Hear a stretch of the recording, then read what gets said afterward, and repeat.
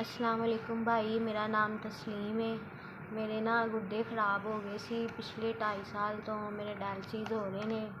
ते पहले मैनू बड़ा मसला आंदा सी वाश कराउण दा। हुण जदों दी तुसीं फीस जमा करा दिंदे हो ना मेरे डायलिसिस दी, मैनू कोई मसला नहीं हुंदा। मैं बासानी अपने महीने च 8-9 डायलिसिस करवा लैनी आं ते बड़ी आसानी नाल हो जांदे ने। मेरी ज़िंदगी तुहाडी वजह तो बहुत अच्छी गुजर रही है। पहले मैनू बड़ी मुश्किल हुंदी सी ते हुण कोई मसला नहीं है। तुहाडी बहुत बहुत ज़्यादा मेहरबानी। अल्लाह ताला तुहानू ज़्यादा ज़्यादा रिज़्क अता फरमाए, तुहाडे कारोबार च ज़्यादा ज़्यादा बरकतां अता फरमाए। अल्लाह ताला तुहानू तुहाडे बच्चों नू, बीवी नू, माँ बाप सब नू सेहत तंदरुस्ती वाली लंबी ज़िंदगी अता करे, हमेशा खुश रखे।